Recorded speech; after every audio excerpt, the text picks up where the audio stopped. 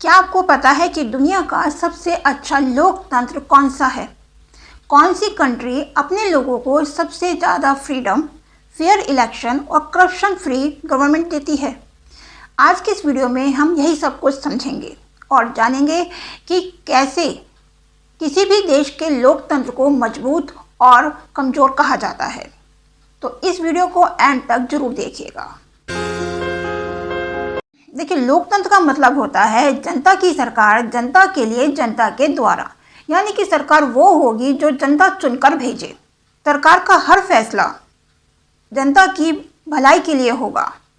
और हर देश में लोकतंत्र अलग अलग होता है। किसी किसी देश में फुल डेमोक्रेसी होती है और किसी में फ्लॉप डेमोक्रेसी यानी कि कमजोर लोकतंत्र, और किसी किसी देश में डिक्टेटरशिप होती है। तो सवाल ये उठता है कि किसी देश का लोकतंत्र अच्छा या बुरा कैसे तय किया जाता है? तो इसके लिए दुनिया की एक संस्था है जिसका नाम है इकोनॉमिक इंटेलिजेंस यूनिट यानी कि EIU। उसने कुछ क्राइटेरिया बनाए हैं जिसके अकॉर्डिंग लोकतंत्र को मापा जाता है, जैसे कि फ्री एंड फेयर इलेक्शन, कि लोग बिना डर के क्या वोट डाल सकते हैं, क्या कानून सबके लिए बराबर है, क्या लोगों को बोलने और लिखने की आज़ादी है, क्या सरकार ईमानदार और जनता के प्रति जवाबदेह है, जनता सरकार के फैसलों पर कितना असर डालती है। इन सब के आधार पर अब जानेंगे कि दुनिया के सबसे अच्छे लोकतंत्र कौन से हैं। दुनिया का सबसे अच्छा लोकतंत्र माना जाता है नॉर्वे का। यहाँ पर हर नागरिक को बिल्कुल निष्पक्ष रूप से वोट डालने का अधिकार है। यहाँ पर चुनावों में धांधली नहीं होती है।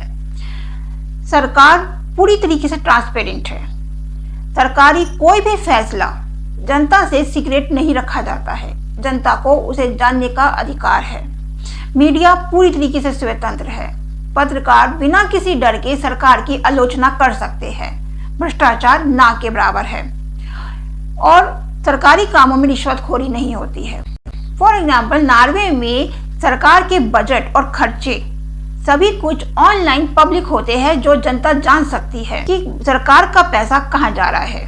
अब इसके बाद नाम आता है न्यूजीलैंड का। न्यूजीलैंड का लोकतंत्र बहुत ही साफ सुथरा और मजबूत है, क्योंकि यहाँ पर लोगों की आवाज़ सुनी जाती है।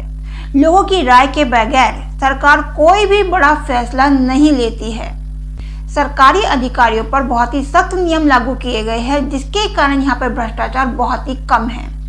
यहाँ पर हर व्यक्ति को स्वतंत्रता है सरकार की आलोचना करने का, चाहे वो आम व्यक्ति हो या फिर मीडिया।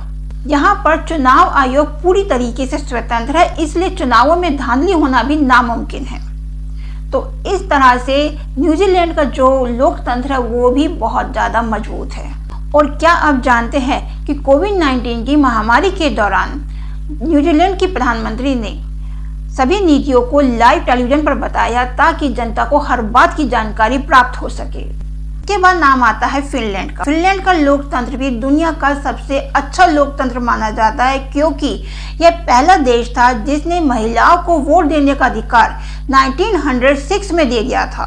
दुनिया का नंबर 1 एजुकेशन सिस्टम है। यहाँ पर सभी को स्कूल और कॉलेज तक फ्री एजुकेशन मिलती है। सभी को समान अवसर मिलते हैं और इसीलिए अमीर और गरीब में ज़्यादा फर्क नहीं है। यहाँ पर अकाउंटेबल गवर्नमेंट है, यानी कि सरकार पूरी तरीके से जवाबदेह है। यहाँ पर कोई भी सरकारी अफसर मनमानी नहीं कर सकता है। बात करते हैं भारत की। देखिए, भारत दुनिया का सबसे बड़ा लोकतंत्र है, लेकिन इसे फ्लॉप डेमोक्रेसी माना जाता है। यहाँ पर स्वतंत्र और निष्पक्ष चुनाव होते हैं। मीडिया और जुडिशरी स्वतंत्र है। जनता भी राजनीतिक रूप से पूरी तरीके से सक्रिय है, लेकिन यहाँ पर कुछ समस्याएं भी हैं, जैसे करप्शन और मनी पावर का इलेक्शन पर इफेक्ट देखने को मिलता है। यहाँ पर प्रेस फ्रीडम इश्यूज भी बने हुए हैं। मीडिया पर दबाव देखने को मिलता है और सोशल और इकोनॉमिक इक्वालिटी भी देखने को नहीं मिलती है। अगर हम निष्पक्ष चुनाव और ट्रांसपेरेंसी की बात करें तो नंबर 1 पर नॉर्वे का नाम आता है। और अगर हम भ्रष्टाचार पर नियंत्रण और सरकार की जवाबदेही की बात करें तो फिर न्यूजीलैंड का नाम आता है। अगर शिक्षा और सामाजिक समानता की बात करें तो फिनलैंड सबसे आगे है। आपका क्या विचार है कि कौन से देश का लोकतंत्र सबसे अच्छा है? प्लीज़ कमेंट बॉक्स में जाके जरूर बताइएगा। और अगर ये वीडियो आपको अच्छा लगा हो तो प्लीज़ इसको लाइक और शेयर कीजिए और सब्सक्राइब करना ना भूलिएगा।